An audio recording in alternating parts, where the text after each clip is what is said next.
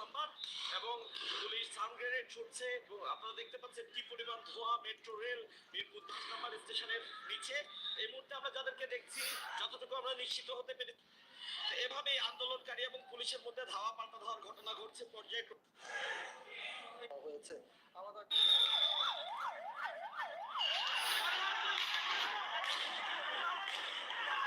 সংস্কার আন্দোলনকারীদের complete shutdown কর্মসূচিতে রণক্ষেত্র দেশের বিভিন্ন এলাকা সংঘর্ষ ধাওয়া পাল্টা হওয়ায় থমথমে পরিস্থিতি বিরাজ থেকে নেতাকর্মীরাও জড়িয়ে পড়ে বলে অভিযোগ রয়েছে। এতে ত্রিমুখী সংঘর্ষ শুরু হয়। পালিয়ে যাওয়ার সময় শহরের শকুনি লেকের পানিতে ডুবে দুজন নিখোঁজ হয়। সংবাদ সংগ্রহকালে সময় সংবাদের চিত্র সাংবাদিক শহীদুল ইসলাম আকন ও অন্য সাংবাদিকদের উপর হামলা চালানো হয়। গাড়ি ভাঙচুর সহ পুলিশ বক্সে আগুন দেওয়া হয়। পরে নিখোঁজ দুজনের মধ্যে মাদারীপুর সরকারি কলেজের প্রাণীবিদ্যা বিভাগের দ্বিতীয় বর্ষের শিক্ষার্থী দীপ্তদের মরদেহ উদ্ধার করা হয়।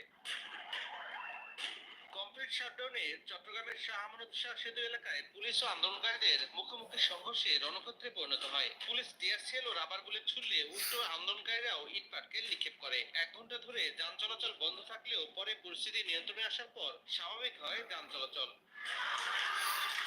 গোটা আন্দোলনকারীদের ঠেকাতে বরিশালে বিশ্ববিদ্যালয় ক্যাম্পাসের সামনে অবস্থান নেয় র্যাব, পুলিশ ও বিজিবির সদস্যরা। দফায় দফায় ধাওয়া পাল্টা ধাওয়ায় পুলিশ সহ অন্তত অর্ধশত আহত হন। এক পর্যায়ে ক্যাম্পাস এলাকা থেকে সরে যায় আইন শৃঙ্খলা রক্ষা বাহিনীর সদস্যরা। অন্যদিকে বরিশাল শহরের সদর রোড অবরোধ করে বাসদ বাম গণতান্ত্রিক জোটের নেতাকর্মীরা।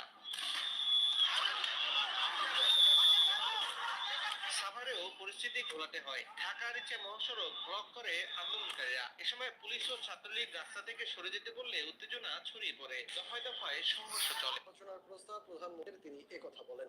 নীতিগতভাবে সরকার কোটা সংস্কারের পক্ষে বলেও জানান মন্ত্রী। আমরা তাদের এই আলাপ আলোচনা প্রস্তাবে তাদেরকে স্বাগত জানাই।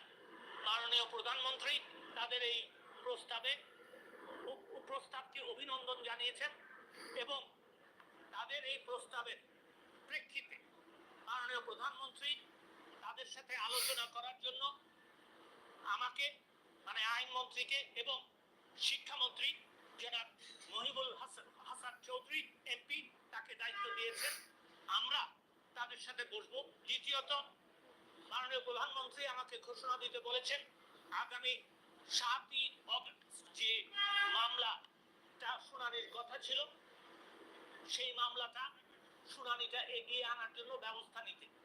আমি সেই মর্মে বাংলাদেশের অ্যাটর্নি জেনারেলকে নির্দেশ দিয়েছি যে আগামী রবিবার তিনি বাংলাদেশের সর্বোচ্চ আদালতে আপিল বিভাগে আবেদন করবেন যাতে মামলাটা শুনানির তারিখ তারা এগিয়ে আনে।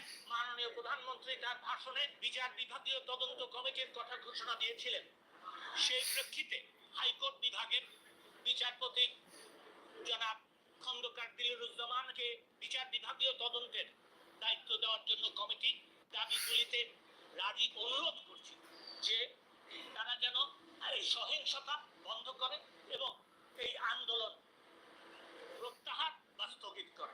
আমরা অবশ্যই সংস্কারের ব্যাপারে নীতিগতভাবে ঐক্যমত পোষণ করি।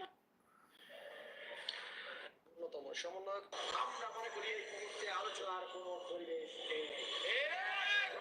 Police BGB BDR Awami League Chhatra League Jubo League তাদেরকে এই মুহূর্তে তুলে নিন, তাদেরকে শান্ত হতে বলুন। সুস্পষ্টভাবে বলতে চাই প্রত্যেকটি বিশ্ববিদ্যালয় কলেজ শিক্ষা প্রতিষ্ঠান আপনারা খুলে দেবেন। কবে খুলে দেবেন সেই ডেট আপনাদেরকে ঘোষণা করতে হবে। নরসিংদীতে নিরবিচ্ছিন্ন বিদ্যুতের দাবিতে কারখানা শ্রমিক পুলিশ দফায় দফায় সংঘর্ষ। পল্লী বিদ্যুৎ অফিস ভাঙচুর, পুলিশ সহ আহত 10। বাংলাদেশ টেলিভিশনের মূল ভবনে আগুন দিয়েছে দুর্বৃত্তরা। দুপুরের পর এ ঘটনা ঘটে।